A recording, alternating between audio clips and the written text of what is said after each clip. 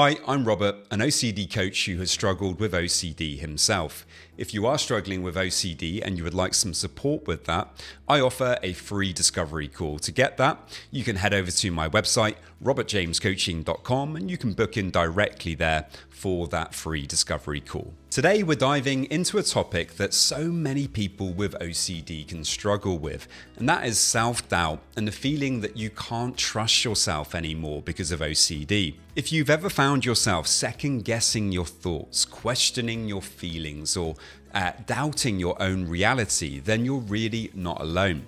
OCD is a master at creating uncertainty, making you feel like you need to kind of double check everything, even your own mind.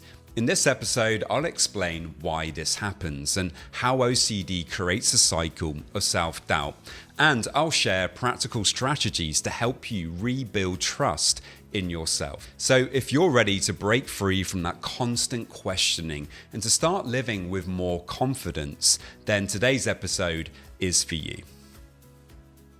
One of the most insidious ways that OCD operates is by hijacking your natural ability to question and reflect. This is something that I struggled with myself for years. OCD would turn up all the time. Every day I was struggling with it. I would wake up in the morning and straight away it would be there, the ruminations, the thoughts, and I would find myself kind of questioning my own mind because, I was getting stuck in my thoughts all the time. I would begin to question, who I was as a person and my ability to be able to kind of think things through, to kind of analyze things and to kind of feel certain about things. Now, for most people, some self-reflection can be a helpful and positive thing.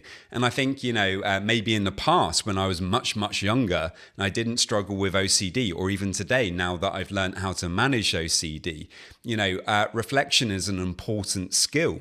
You need to be able to kind of think about situations and things that have happened and, to kind of think those things through and, be able to kind of arrive at a kind of valid opinion that you might have about things. But OCD can really hijack that whole process. It can make you want to reflect again and again and again, to go over things, look at things from different angles, try to have more and more certainty about things. But unfortunately, the more that we do this, of course, the more uncertain and the more kind of anxious that we feel. And this is something that OCD is very, very good at. No, it's particularly when we kind of focus in on our themes, the particular things that for some reason we get stuck on. It's very easy to be kind of thinking about those things, trying to have more certainty about them, trying to make ourselves feel better about those particular obsessions. But of course, the more we think about them, the more confused we get, and we go around in circles in our head, trying to make ourselves feel better. But actually, all that tends to happen is we end up feeling more and more kind of disturbed. An unexpected thought pops up, often disturbing or uncomfortable in some way.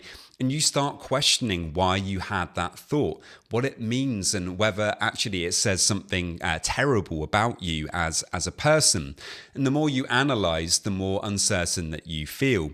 OCD creates a kind of false sense of responsibility, leading you to believe that every thought needs to be figured out. It needs to be scrutinized, and every feeling needs to be justified in some way. Otherwise, something awful could happen.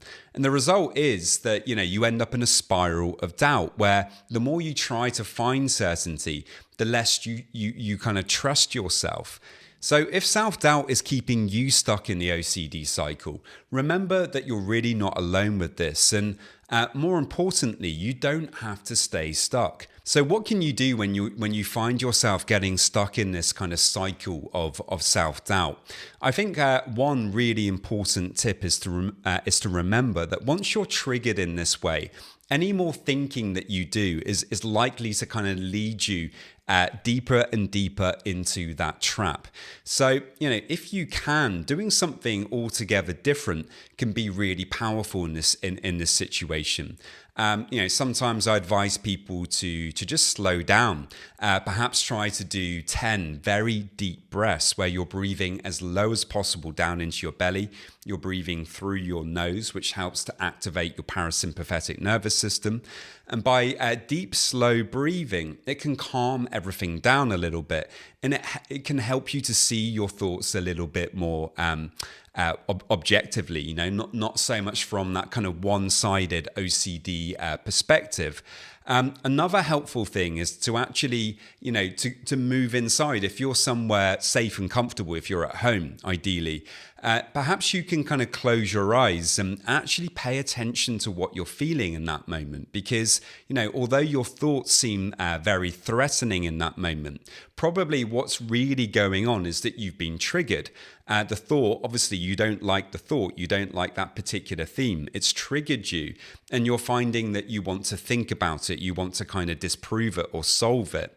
Well, if you can actually learn to turn your attention inward for a few minutes, to pay attention to your core, perhaps to pay attention to your stomach or your chest or wherever you may be feeling that anxiety in that moment. The important thing here is to just pay attention. Notice what it feels like to be triggered. Is there a tightness there in your chest? When you close your eyes, can you, kind of become more aware of it? Can you become interested in that feeling? Can you become curious in it? Because curiosity is actually the beginnings of acceptance. When we can be interested in what's happening in our body when we're triggered, automatically that helps with this process of accepting a bit more. And if you're able to accept that discomfort there in your core, you may find that those thoughts begin to lose some of their intensity. They may not feel quite so threatening in that moment. Something else that you can do in this situation is to kind of just give your brain a break for a few minutes. If you continue to reflect and think about that thing, you're just going to get yourself more and more stuck. So, you may choose to get up and do something completely different. You may focus on a household task of some sort, like cleaning, for example, or you may go and have a conversation with somebody. You may do something, productive, like some work. Anything to kind of change your focus away from that thing that you've been obsessing about and actually to come back to the present moment, to kind of be a bit more in the now. It may allow you to kind of get out of that thought process, and again to get yourself into a bit more of a kind of parasympathetic state. Remember, when you're overthinking, when you're reflecting too much, you've activated your sympathetic nervous system and you're feeling much more anxious. And in that moment, all of your thoughts are going to feel more threatening. So doing something different can really help to kind of interrupt that cycle.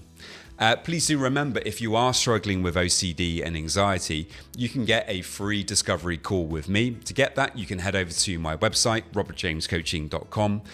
There's a link in the show notes. So many thanks, guys. I really hope that you enjoyed. If you have any questions, do please let me know. And please do subscribe to the show. This video is for educational purposes only and is not a substitute for professional mental health advice, diagnosis, or treatment. If you are dealing with OCD, anxiety, or any mental health concerns, please consult a licensed mental health professional for support.